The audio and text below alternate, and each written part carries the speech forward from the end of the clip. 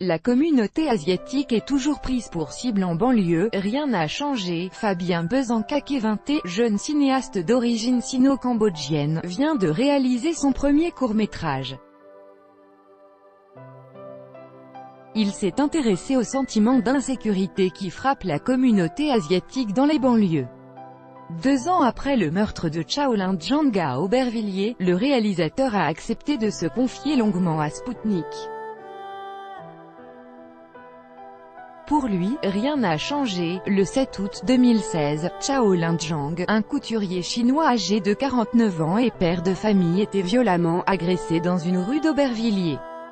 Sa mort est devenue le symbole de la violence subie par la communauté asiatique dans les banlieues.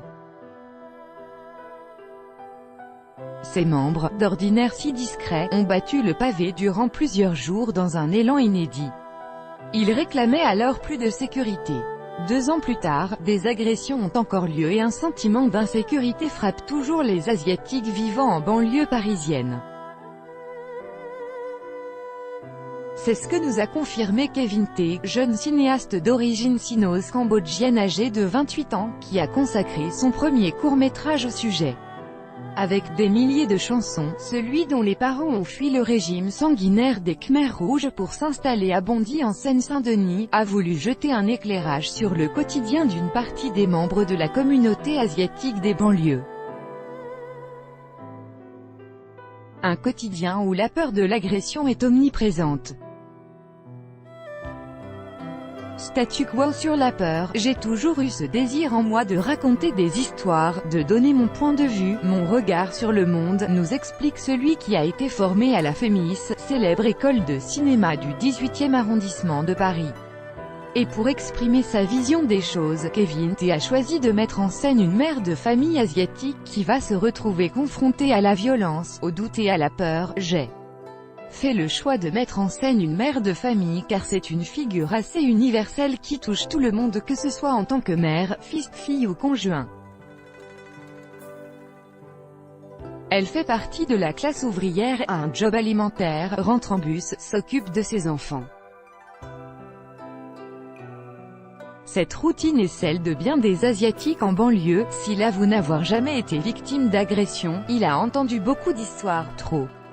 Je me suis inspiré que ce que j'ai pu voir ou entendre depuis mon plus jeune âge.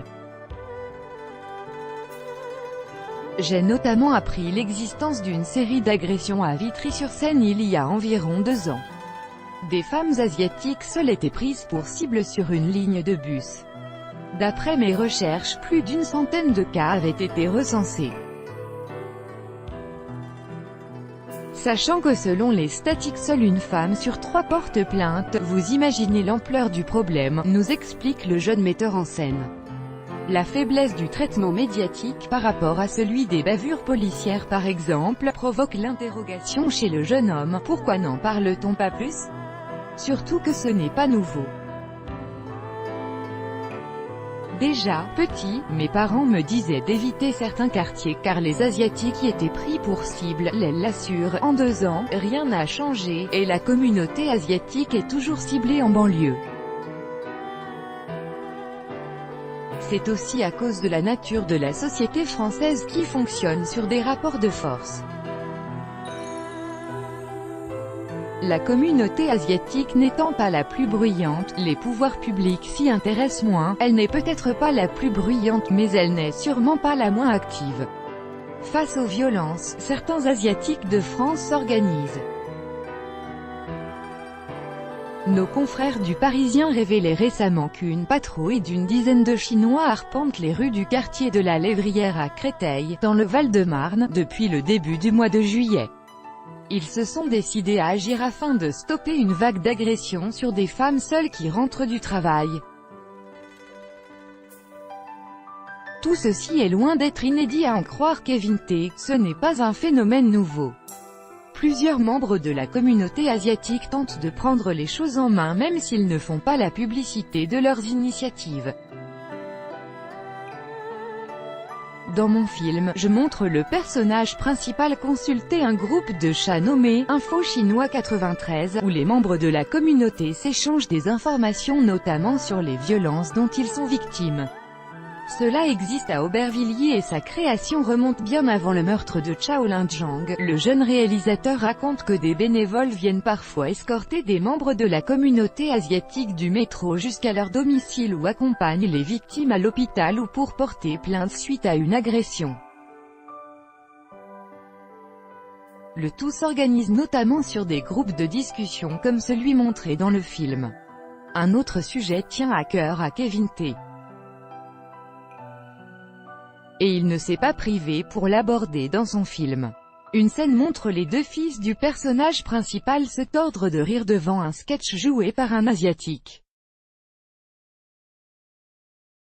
Ce dernier cumule les clichés sur la communauté, un peu à la manière du sketch polémique de Kev Adams et Gad Elmaleh qui avait provoqué l'ire de plusieurs observateurs d'origine asiatique. Le réalisateur nous explique le sens de cette scène. J'ai aussi voulu faire ce film pour parler de la représentation de la communauté asiatique en France. Il existe aujourd'hui un racisme contre les Asiatiques qui est accepté et même intégré par les membres de la communauté eux-mêmes. C'est que j'ai voulu montrer à travers ces images, les jeunes comme moteurs du changement qui dit racisme dit stéréotype. À l'image du meurtre d'Ilan Halimi, jeune juif torturé et tué en 2006 parce que ses agresseurs pensaient que sa famille était riche car juive, les agressions qui touchent les Asiatiques sont motivées par les clichés les plus éculés. Les Chinois porteraient forcément sur eux d'importantes sommes d'argent en cash et seraient donc les victimes idéales pour un vol. On combat les stéréotypes par la communication. C'est aussi l'objet de mon film, montrer la réalité du quotidien d'une maman asiatique loin des clichés et des fantasmes. Il y a une grande méconnaissance de la communauté asiatique dans ce pays. Avec ce court-métrage, j'ai tenté une entreprise de démystification, une communauté qui n'est pas exempte de tous reproches d'après Kevin T. Il regrette notamment son déficit de relation avec l'extérieur, son côté hermétique, communautariste, secret même, participe à la propagation de ces stéréotypes. Quand il n'y a pas de relation, pas de contact, c'est à ce moment que naissent les préjugés. Comment améliorer la situation ? Le réalisateur est persuadé que le salut viendra des jeunes Français d'origine asiatique. La deuxième génération prend les choses plus à bras le corps. Ils sont mieux intégrés et ont mieux assimilé les codes de la société française. Ils sont plus enclins à se faire entendre que leurs parents. Avec les Français d'origine asiatique de deuxième génération, comme moi, les choses vont bouger petit à petit. Il fait remarquer que la plupart des organisateurs et des participants aux manifestations qui ont suivi la mort de Shaolin Zhang étaient nés en France. Il regrette cependant que, dans les secteurs qui comptent comme la politique, le monde culturel ou les médias, les Asiatiques sont encore trop absents. Le monde culturel, Kevin T a déjà mis un pied dedans. Des milliers de chansons sera projeté en octobre prochain à la Cinémathèque française, le 3 ou le 4, la date reste à définir. Le court-métrage sera également envoyé dans plusieurs festivals, dont à l'étranger. Ce qui tient à cœur au cinéaste, je vais l'envoyer à des festivals à Singapour, au Cambodge et en Chine là où se trouvent beaucoup de membres de ma communauté. Je veux qu'il voit comment vit la diaspora en France.